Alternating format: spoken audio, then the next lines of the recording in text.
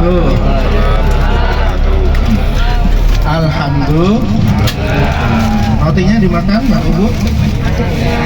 Ini spesial roti ini, hanya ada di Indonesia, ada di tokonya Pak Muhyiddin. Terus ini spesial lagi, yang makan ini bisa jadi kurus. Coba dibaca itu tulisannya, kaf, ro, wawu, sin, alif, nun. Kurusan.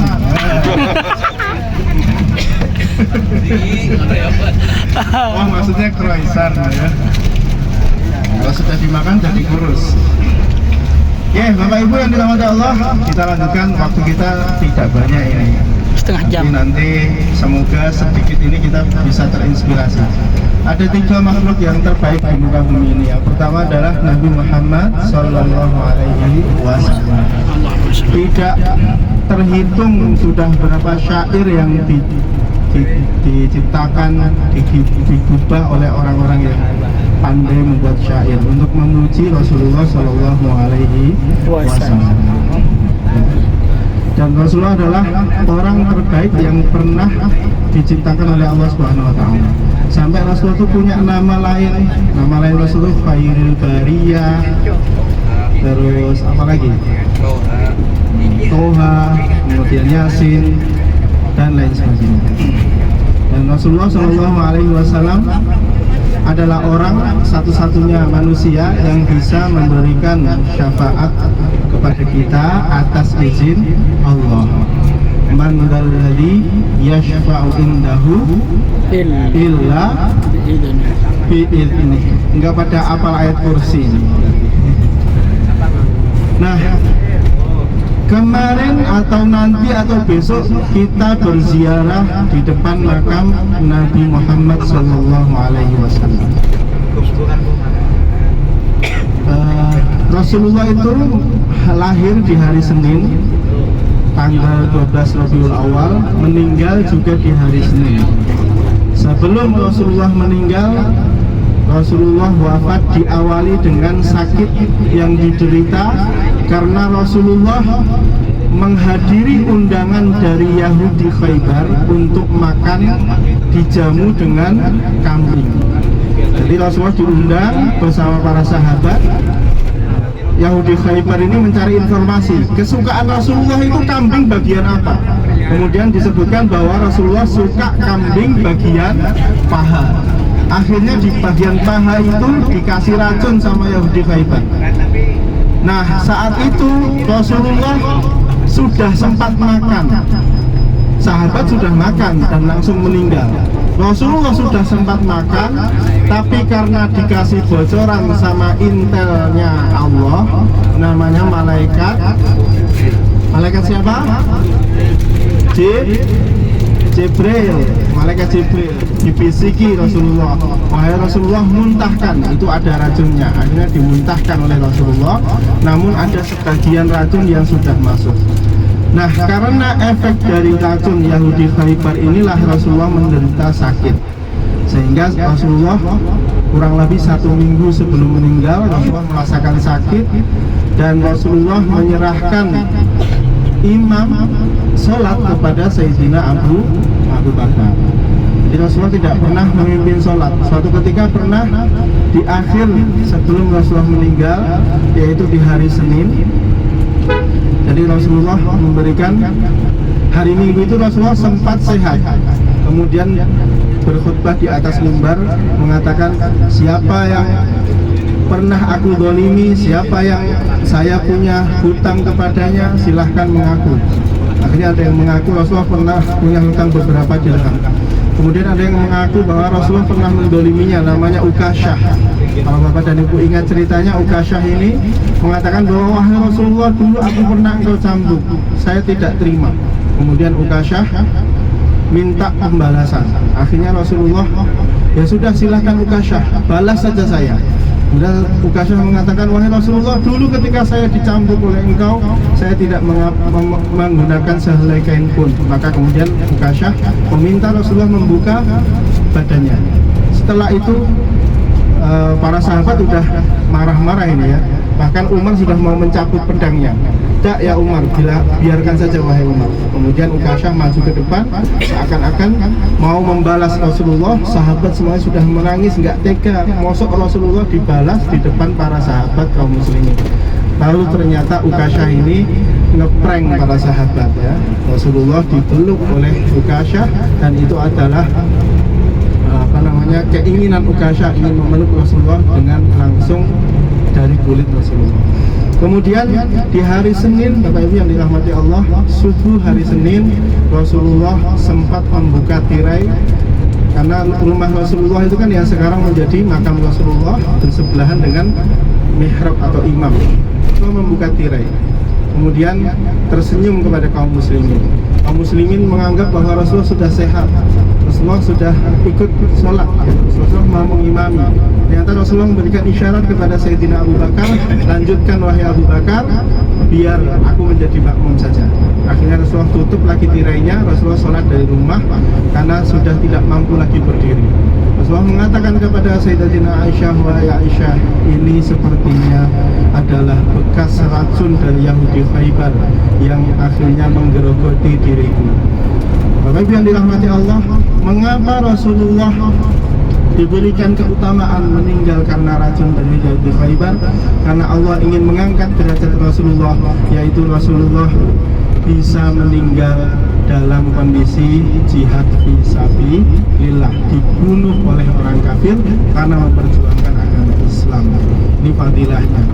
Kemudian Rasulullah Shallallahu Alaihi Wasallam pada hari Senin ba'da subuh itu ya, duha, setelah subuh itu Rasulullah sudah merasakan sakaratul maut. Rasulullah mengatakan innal mauta la sakarat.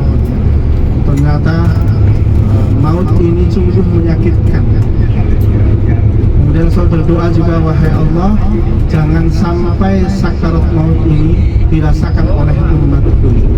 Dan Rasulullah dalam satu hadis diriwayatkan, ketika Rasulullah berbisik sebelum meninggal, suaranya tidak bisa keluar, tapi didengarkan oleh sahabat Sayyidina Ibnu Abbas waktu itu, Abdullah bin Abbas, didengarkan. Rasulullah mengatakan, "Ummati, ummati, ummati."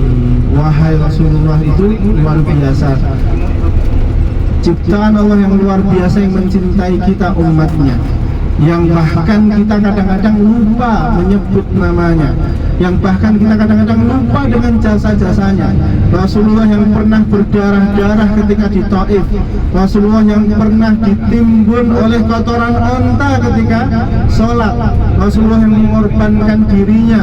Bahkan ketika beliau mau meninggal, yang diingat bukan keluarganya, bukan Aisyah, bukan Fatimah, bukan anak-anaknya, bukan istrinya, yang diingat adalah kita yang penuh dosa ini. Rasulullah mengatakan, "Ummati, ummati, ummati."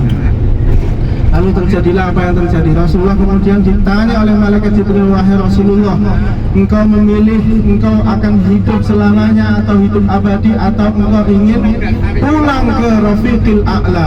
Lalu Rasulullah mengatakan, yang bisikannya didengar oleh sahabat Ibnu Abbas, "Ila Rafiqil A'la, ila Rafiqil A'la." Akhirnya Rasulullah meninggal dunia di hari Senin tanggal 12 Rabiul Awal tahun 12 Hijriah.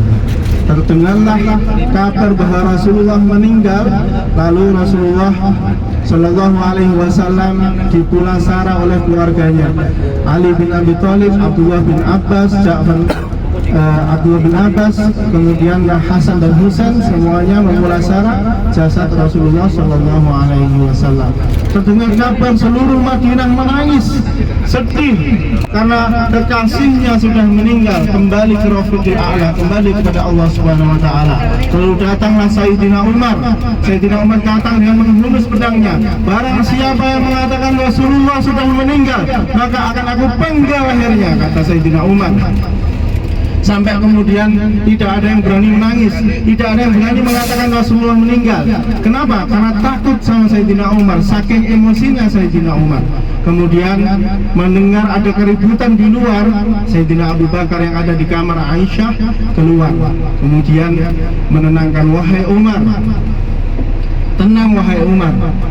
Kemudian Sayyidina Abu Bakar naik ke mimbar dan mengatakan, ayyuhal muslimun, man kana ya'budu Muhammadan fa inna Muhammadan qad mat, wa man kana ya'budu Allah fa innahu hayyun la yamut. Sayyidina Abu Bakar mengatakan, wahai manusia, barang siapa yang menyembah Muhammad, maka sesungguhnya Muhammad sudah meninggal. Tapi barang siapa yang menyembah Allah, maka sesungguhnya Allah yang maha hidup, yang tidak akan pernah mati. Kemudian Sayyidina Abu Bakar membaca salah satu ayat surat Al-Imran, wa ma Muhammadun illa rasul qad khalat min qablihi rusul afa in mata aw qutila qalabatum ala a'qabikum wa man yanqalib ala aqibaihi falan yadurra Allaha syai'an wa sayajzillahu syakirin. Mendengar khutbah dari Sayyidina Abu Bakar, akhirnya terlepaslah pedang Sayyidina Umar terjatuh dan Sayyidina Umar tersungkur. Kemudian para sahabat mengatakan, wahai para sahabat, wahai kaum muslimin, seakan-akan saya belum pernah membaca ayat tersebut, padahal ayat tersebut di surah Al-Imran kita sudah baca berkali-kali, bahwa bila nanti Rasulullah Muhammad meninggal dunia, kita tidak akan berpaling darinya, kita tidak akan berpaling dari Allah, kita akan tetap menyembah Allah Subhanahu wa ta'ala. Inilah peristiwa yang menegangkan di mana Rasulullah sallallahu alaihi wasallam meninggal. Kemudian di saat itu Bapak Ibu yang dirahmati Allah, kemudian Rasulullah langsung dikuburkan oleh keluarganya di tempat beliau meninggal, karena setiap nabi dikuburkan di tempat di mana beliau meninggal.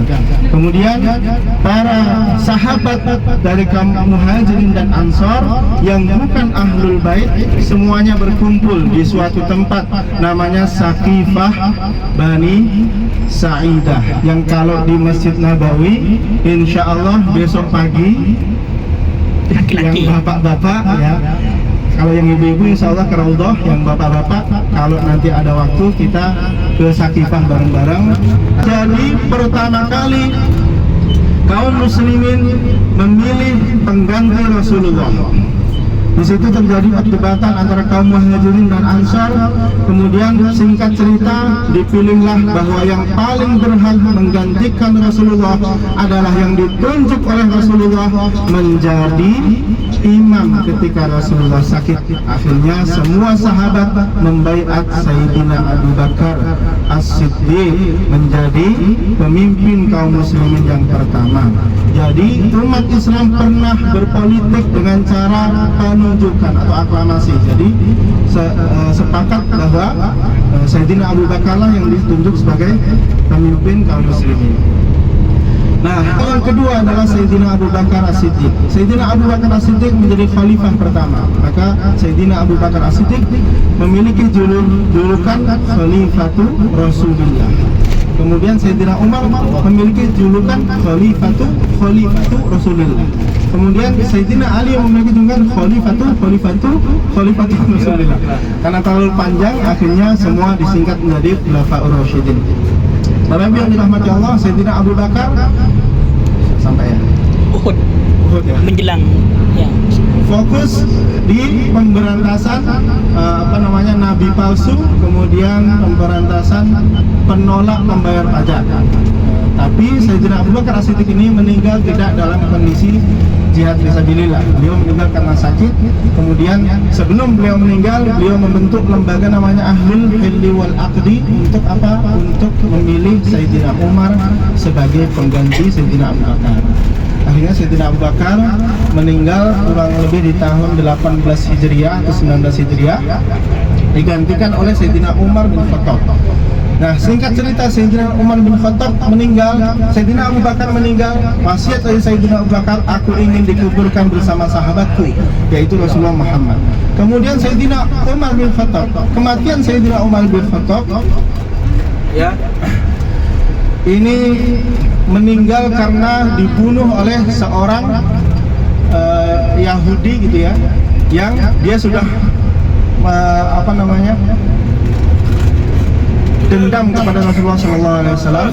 Ya, ini seorang pembuat pisau, dia membuat pisau